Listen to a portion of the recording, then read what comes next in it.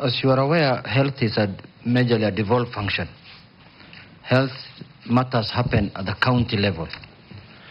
But the problem this country has encountered for the last 10 years or so, since the new constitution and that devolved health functions, is because there is no seamless working system between the national government and the county governments. It is devolved, but you'll see a lot of things are happening at the national level. All the complaints are at the national level, and these things are supposed to be at the devolved, because the dispensary at the village there is what matters.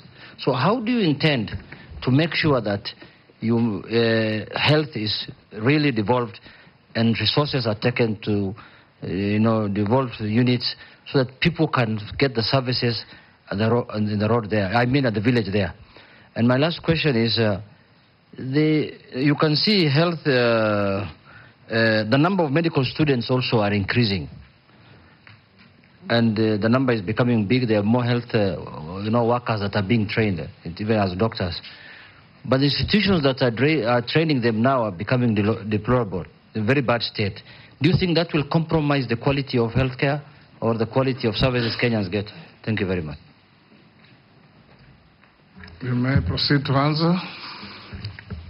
Through you, Honorable Chair, I would like to respond to the Honorable Member regarding the health, the devolved government. So again, a consultative approach. I believe we need to involve the national team as well as the county government to have open dialogue and come up with interventions. We need to look at the situational analysis and see where are the strengths, the weaknesses, opportunities, and threats. And from there, we need to come up with priority interventions.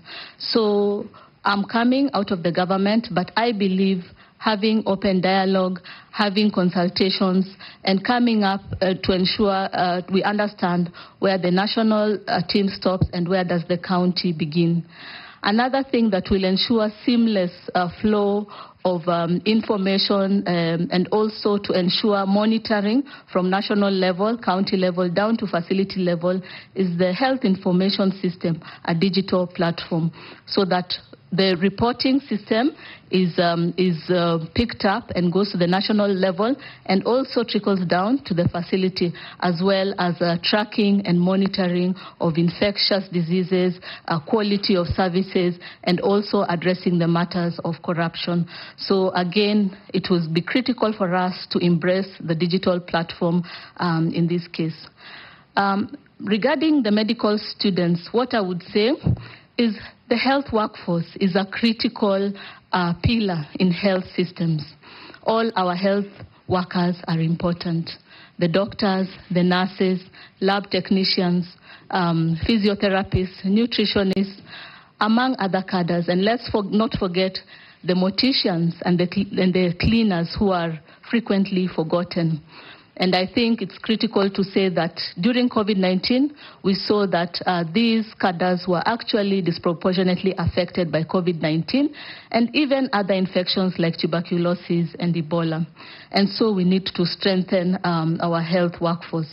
With the numbers increasing, I believe, again, it's a consultative effort. We need to bring unions on board. We need to bring professionals on board, the doctors on board, and come up with strategies and areas of improvement. We also need to strengthen our regulatory system to ensure that we are bringing out doctors and other health workers or professions who are qualified, because we are also thinking of these doctors or nurses and other professions working outside Kenya. So we need to ensure that we are providing quality, top-notch quality and highly experienced health workers that are able or capable to work in other international spaces. Honorable Naisula. Thank you.